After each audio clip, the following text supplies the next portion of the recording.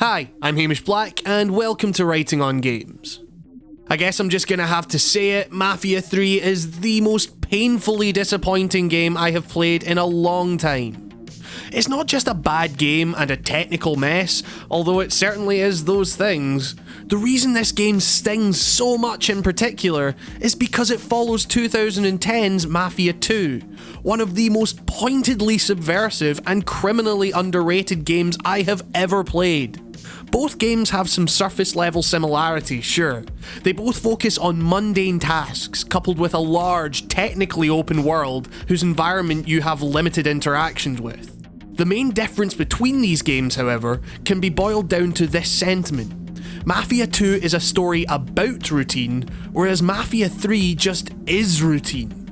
I guess you could say that Mafia II's wildly varied missions serve the purpose of making the player feel less like an agent of their own destiny, whereas Mafia III tries to make you feel like an all-powerful kingpin, but gets bogged down in the fact that you are basically doing the same mission over and over and over again.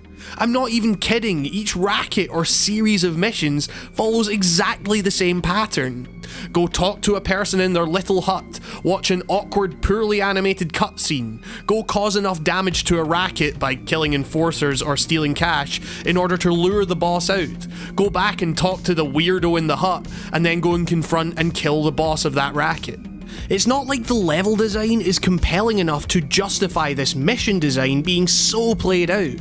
You know that when you enter a hideout, sometimes a hideout you have been to and killed everyone in beforehand, that the boss will probably be upstairs, and that you can basically run past everyone in order to get to him. Once you kill him, it doesn't matter about the other enemies, they'll all just disappear. Now imagine doing this for every racket for 20 goddamn hours. You get my point. This game feels like a throwback to the worst part of San Andreas, where you'd basically be doing the same thing over and over again to colour in a map. This isn't even to make mention of the fact that the PC port, even post-patch, is still a mess, and the AI is some of the dumbest I have encountered in a long time. Part of my problem is that this mission design severely detriments the narrative.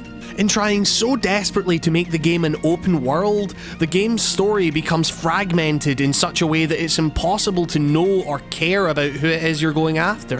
The game tries to allay this by presenting the story in the style of documentary interviews with people years after the fact. But there's no real through line to any of this stuff, no wider links to where the characters are now or even what they did then. Just random documentary footage which, aside from a select few occasions, boils down to, oh, I thought Lincoln was this and he turned out to be that and it scared me. It's such a shame because the game is not short of likeable characters. Cassandra's personal stake in bringing down human trafficking is harrowing, Burke's nihilism gives way to a deep, unflinching vulnerability, and Lincoln has all the motivation he needs to bring down a truly despicable villain. It's clear that the writers had a vision, a simple revenge story framed by severe racial tensions. It's just a shame that the narrative style of mission you've done a million times before, followed by unrelated documentary clip, holds that vision back from becoming anything of note about the race or the revenge side of the story. The mission design stretches the required simplicity of the revenge story so thin that it cannot sustain any amount of tension, and as a result, the racial elements boil down to a bunch of NPCs shouting the N-word at you constantly. The narrative the game is trying to tell is entirely unrelated to its mechanics or mission design. Lincoln isn't held back from anything. He can take whatever the hell he wants simply by repeating the same task over and over again, and it's clear that nobody can stand in his way. How does this make the mob look like any kind of threat, and how does this convey any kind of racial tension? The key to good storytelling is show, don't tell. Mafia III rarely shows anything through its design or its mechanics or its systems, instead opting to tell you all about it. Like I say, this is so goddamn disappointing because these are not problems Mafia II had. Believe me when I say that every part of Mafia II is linked to its utterly gripping narrative about the prosaic nature of mob life and the fallacy of the American dream. Player character Vito is not Henry Hill.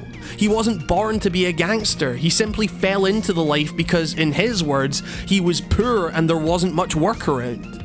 He's not interested in the glamour of being a mafioso, he's interested in paid work. The game teases the vast expanse of Empire Bay as a city ripe for the taking, then subverts this by presenting you with a more bureaucratic picture of the mob than games have perhaps ever shown. The open world really isn't open at all. There are a few shops you can buy clothes in, but aside from that, the game makes you get out of bed, answer the phone to find your job for the day, make the commute, do whatever it is you need to do, which surprisingly rarely involves shooting anyone, then head home, feed yourself to heal your wounds, then go back to bed and do it all again the next day. In Mafia II, being in the mob purposefully has all the pomp and glamour of a menial day job, something which the game actually makes you do at certain points. The difference is that here, like I say, the story is about routine rather than just being routine.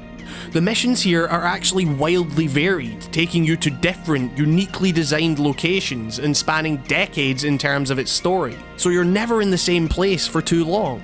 However, even when you're selling cigarettes out of the back of a truck, or posing as cleaners to plant a bomb, or just trying to get by in prison, things that may not be quote-unquote fun as we know it, are made compelling because of the weight they add to the narrative. It's one thing trying to convince you of the bureaucratic, capitalistic mess that is the mob by telling you it's bad, but it's another to actually put you in the shoes of someone trying to get by under this system. It makes you question why you're doing this work and who you're doing it for.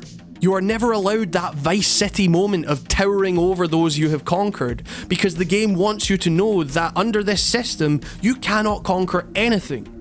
Menial labour, adhering to traffic regulations, all of this hammers home just how insignificant you are in this world, even if these mechanics aren't focused on making the player feel like they're the centre of the universe.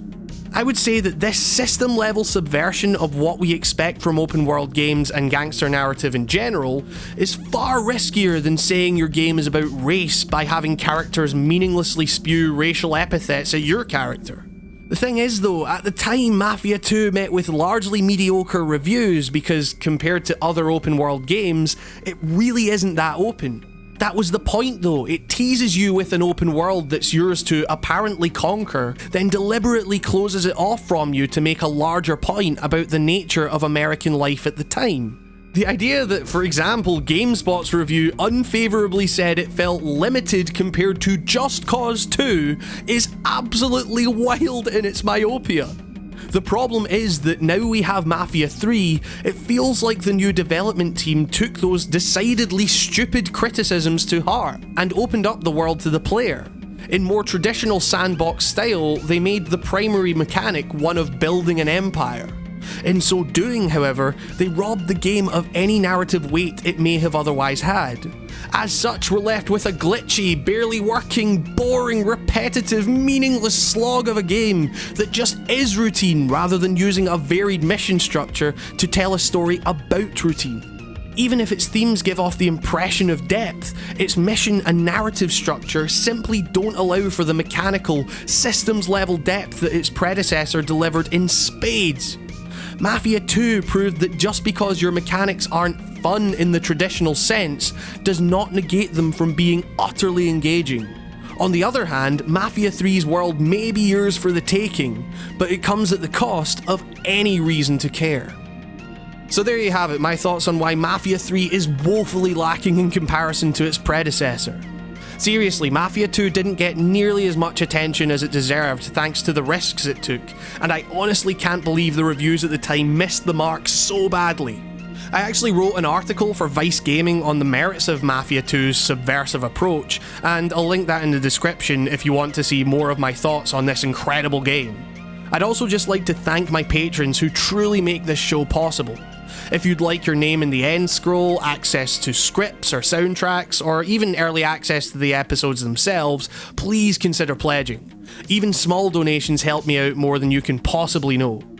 And with all of that said, I'm Hamish Black, and this has been Writing on Games. Thank you very much for watching, and I'll see you next time.